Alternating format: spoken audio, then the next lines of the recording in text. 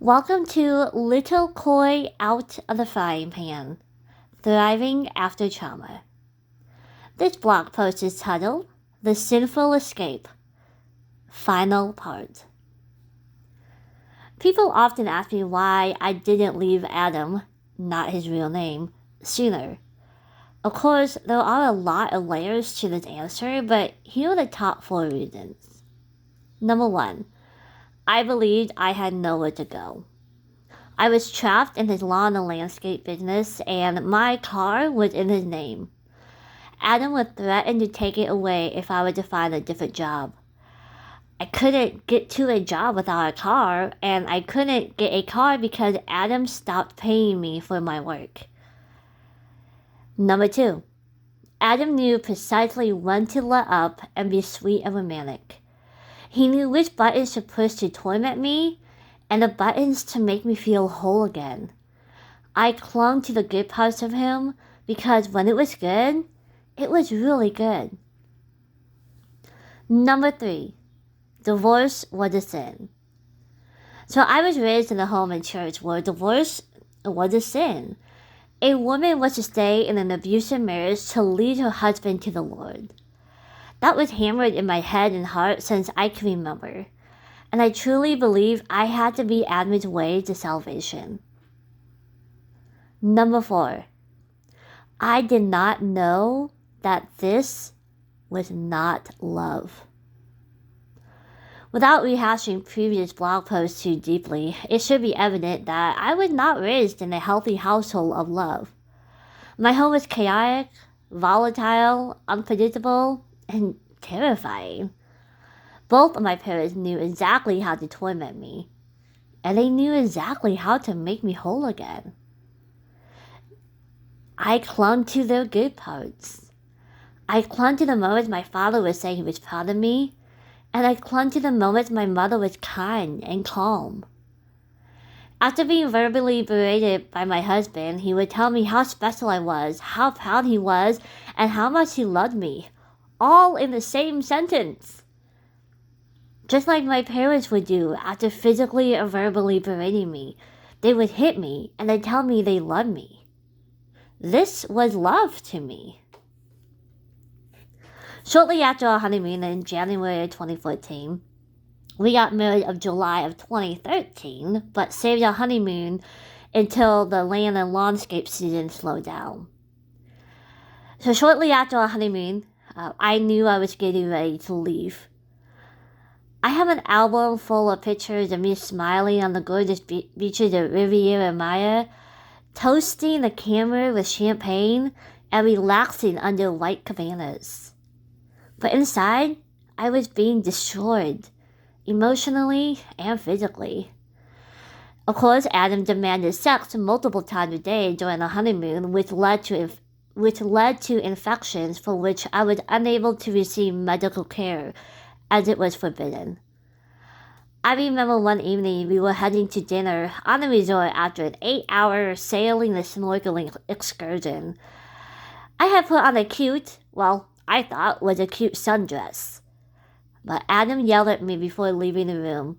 He told me I was embarrassing and he would not be seen with such a frump of a wife, and demanded that I put on something sexier. When we departed the resort, I left the brand new dress on the armoire with a note for the housekeeper to please keep it. The dress was much too pretty to go to waste. Adam was so kind to me on the entire way home. On the plane, when I felt sick, he had me lay my head in his lap while he stroked my hair and whispered words of love and comfort. However, within 30 minutes of arriving home, Adam came into my office while I was checking emails, dropped his pants, and asked for oil. I asked him for an hour to unpack, unwind, and just let me be home for a minute. Adam yelled at me about how I never wanted sex and how he could get any other woman he wanted, as he stormed out of the room, smacking the wall in the meantime. I knew at that moment that this was the beginning of the end. In February 2014, barely a month later, I left him. I felt a lot of shame, and I felt shame because I was a believer married to a non-believer, and I felt like I was rebelling against God by escaping my punishment. I felt shame because divorce was a sin. I felt like a failure in the Christian community. The first people I started to let in about what was happening were my friends, John Eric, who was the friend who called 911 that I write about in my blog post, The Day I Should Have Died, his mom, Mindy, and his sister, Elena. Now, John Eric's mother has been like a mother to me. Mindy is actually the one who walked me down the aisle when I got remarried in 2017. They all supported me through and through. At this time, I also talked to a lady from their church, Pat. Pat listened in horror as I told him what was happening in my marriage. When I said, Adam told me I was crazy, Pat looked at me, took my hand in hers and said, No, honey, you are not crazy. He is crazy. My jaw dropped. I was in shock when I heard her say this. I was fully expecting to be chastised for not being a good Christian wife and just taking the abuse. But here sat a Christian, someone I knew who went to church, telling me that my ex was a crazy one and that I had every right to be protected. From then on, I started only talking with people I knew who would support me. Between John Eric, Elena, Mindy, and Pat, these 4 people were enough to help me realize that I have every right to protect myself from my husband, regardless of his faith. At that time in their life, their words of support spoke the loudest to me because they were all active church-going Christians. But they were not Christians. They were not the Christians telling me that I needed to suffer for the Lord. They were shouting the opposite. I have finally found the right Christians. A few years later, I stumbled across a Facebook post regarding divorce and marriage. Now, unfortunately, I don't remember the surrounding context of the post, but I do remember reading this relayed conversation. A wife was saying, So I've just got to accept what's happening in my marriage, right?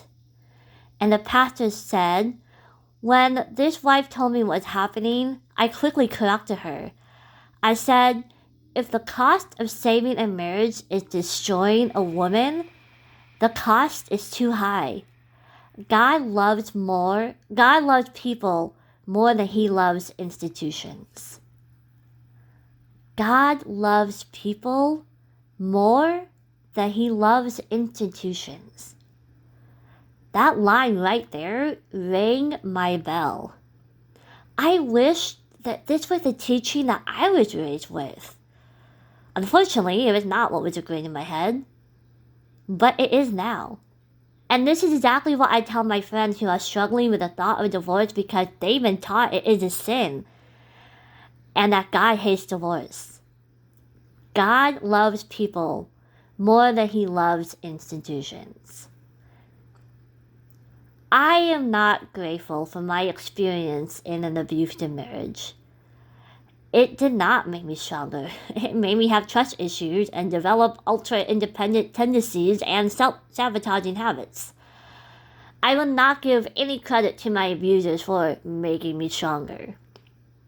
However, I am grateful for my support group, for the 4 Christians at the time who told me Adam was the crazy one, and for having the sense to start a secret bank account with excess scholarship funds so I could finally escape.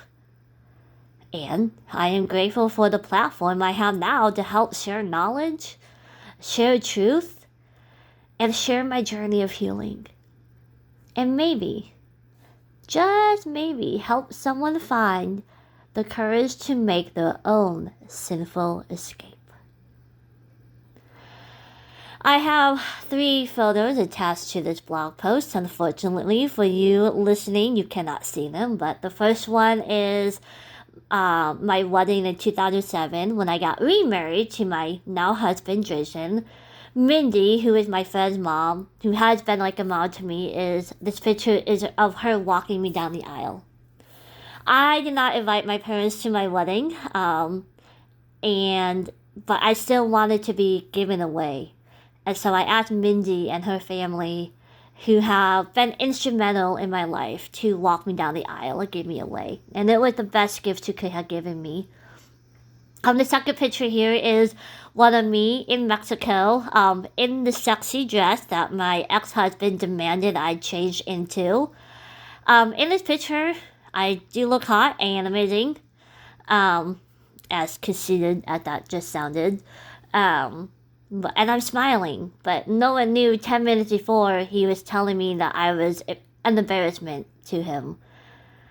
And the third one is also from a honeymoon in Mexico, where I am toasting the camera with a glass of wine, dressed up and smiling. And the caption on this photo is "Wining and dining at a luxurious all-inclusive. But all I wanted to do was wake up from this nightmare." So anyway, if you get a chance to check out these photos, that would be great. Thank you so much for listening, and I will see you next time. Bye.